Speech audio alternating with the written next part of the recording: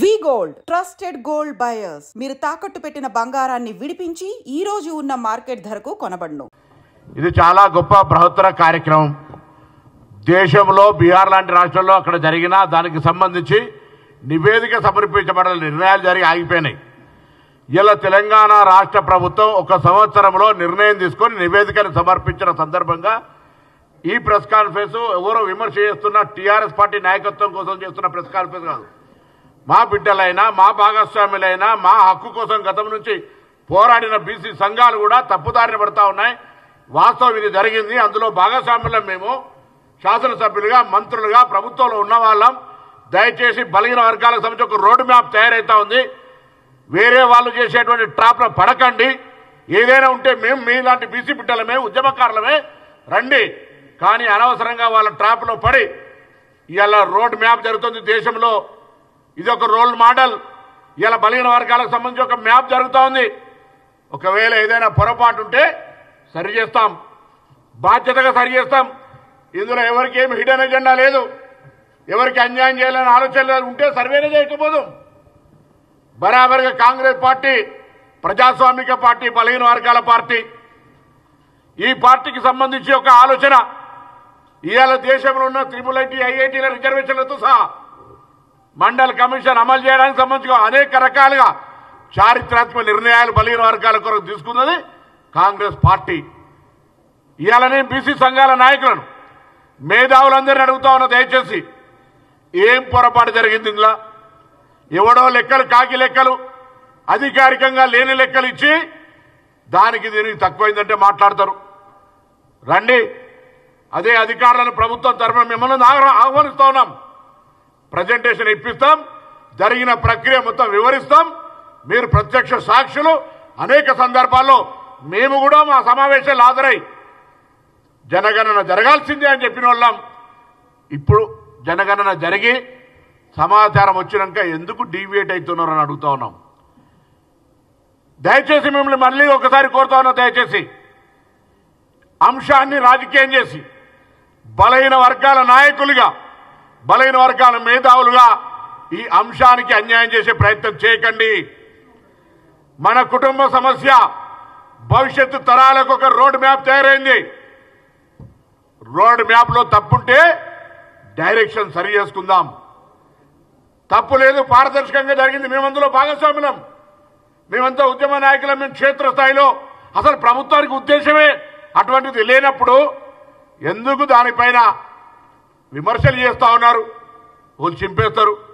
నిజంగా మీరంతా బీసీ నాయకులుగానే ఏ పార్టీ నాయకులు లేకుండా ఈ కార్యక్రమం చేసుంటే నేనే మీ అందరు ఇళ్లకి వస్తుంటే. టీఆర్ఎస్ నాయకుడు ఒకరు ఉంటారు, ఇంకో నాయకుడు ఒకరు ఉంటారు. వాళ్ళు వచ్చి మీ దగ్గరికి ఇన్నటి వరకు మీరు అధికారంలో 10 ఏళ్లుంటే ఏ బీసీ సంఘాలకు న్యాయం చేసినారు? ఏ బీసీ సంఘాలకు నిధులు ఇచ్చిండ్రు?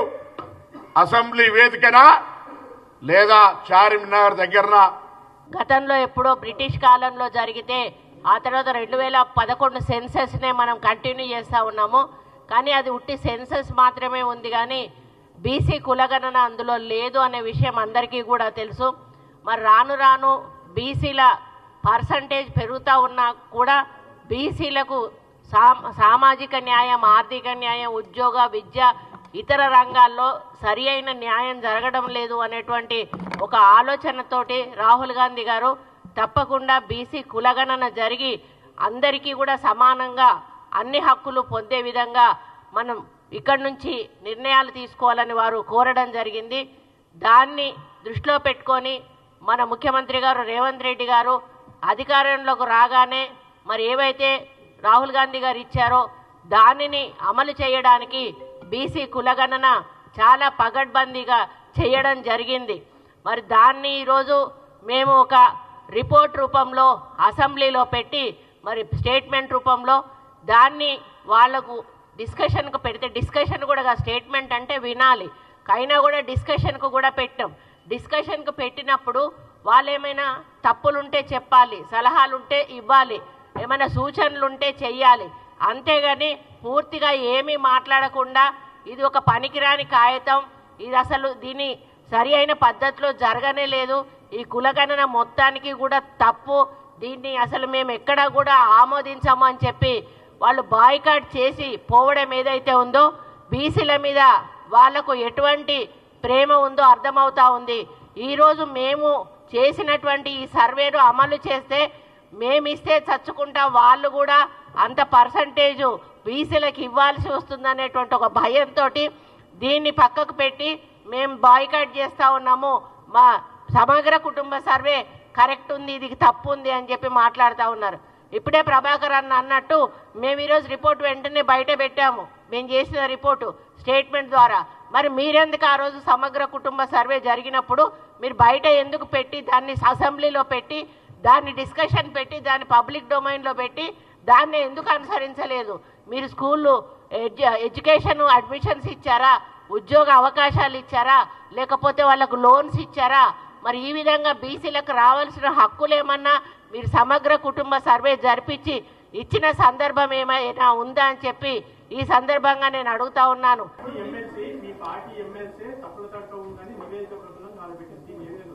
పార్టీ ఎమ్మెల్సీ అయినా పార్టీ ఎంపీ అయినా కాంగ్రెస్ పార్టీలో ఎంత చిన్నవాడైనా పెద్దవాడైనా క్రమశిక్షణకు లోబడే ఉండాలి. క్రమశిక్షణ తప్పినప్పుడు ఏం చేయాలో కమిషన్ కమిటీ చూసుకుంటుంది. మేము గట్టిగా చెప్తా ఉన్నాము, ఇది అధికారిక శాస్త్రీయబద్ధంగా జరిగిన సర్వే. నేను ఈ రాష్ట్రంలో ఉన్న బీసీ సంఘాలకి బీసీ నాయకులకు చెప్తా ఉన్నాను, రాజకీయ నాయకులు ఉచ్చులో పడొద్దు మీరు. ఇది మొదటిసారిగా కాంగ్రెస్ పార్టీ సాహసోపేతంగా తీసుకున్న నిర్ణయం. ఇది మన జనాభా శాతం అధికారికంగా వ్యక్తపరిచిన సందర్భం. ఇది దీన్ని సద్వినియోగం చేసుకోవాల్సింది పోయి అసలు ఏమీ ఇయ్యలేని రాజకీయ పార్టీలు, ఇన్నాళ్ళు బీసీని అనగదొక్కిన రాజకీయ పార్టీలు, బీసీలంటే పడక బీసీని సర్వనాశనం చేసినటువంటి రాజకీయ నాయకులు మాట్లాడుతూ ఉంటే మీరు ఆ ఉచ్చులో పడొద్దని విజ్ఞప్తి చేస్తా ఉన్నాను. పొంతలనేని సంఖ్యలు తీసుకొచ్చి మాట్లాడుతూ ఉన్నారు. ఏ ఆధారంగా మాట్లాడుతూ ఉన్నారు మీరు? ఏముంది మీ దగ్గర ఆధారం? మా దగ్గర ఆధారాలు ఉన్నాయి. స్పష్టంగా జాగ్రత్తగా దాదాపు 1,00,000 మంది పైగా ఎమ్యూనినేటర్స్తో రోజుకు 8 నుంచి 10 ఇళ్ళు మాత్రమే సర్వే చేసి పకడ్బందీగా ఈ వాస్తవాల్ని పొందుపరచడం జరిగింది. ఏవో మాటలు చెప్పి దీన్ని నీరుగార్చే ప్రయత్నం ఏదైతే చేస్తూ ఉన్నారో దీన్ని మేము ఖండిస్తూ ఉన్నాం.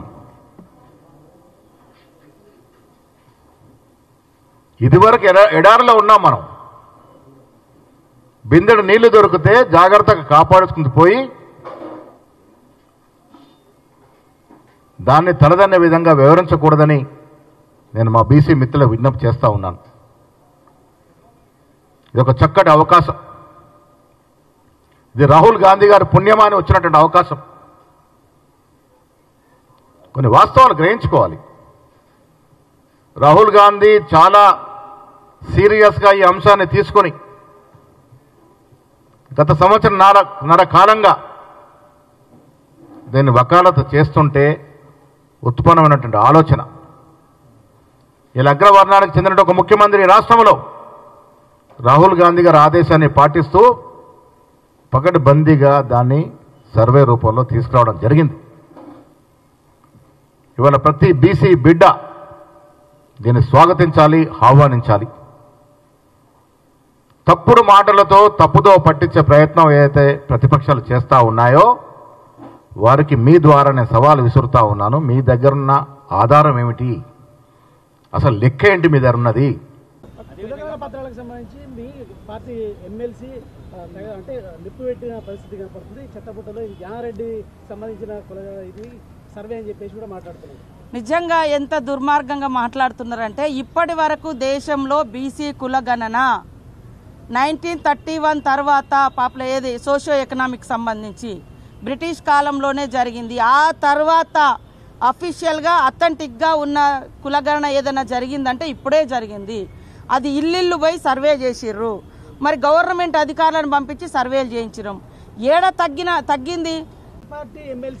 ఇక మా పార్టీ కాదా ఆయన డిసైడ్ చేసుకోవాలి. ఇప్పుడు నా బాధ ఎందుకంటే నేను కూడా మల్లన్న కోసం చాలా కష్టపడ్డాం, పనిచేసినాం. పార్టీలో మాట్లాడాలనుకున్నప్పుడు పార్టీ లైన్లో ఉండాలి. లేదా మీకు డౌట్స్ ఉంటే ఇది ఎట్లా చేసినామని ఆయనను కూడా 2-3 మీటింగ్లో పిలిచినాం.